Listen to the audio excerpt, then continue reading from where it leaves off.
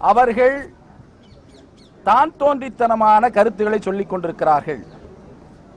ஒரு மூத்த அரசியல்வாதி என்று சொல்லக்கூடியவர் திரு தம்பிதுரை அவர்கள் எடப்பாடி பழனிசாமி தான் முதல்வர், நாங்க முதலமைச்சர் பதவியா கேட்டோம்? கேட்கலையே.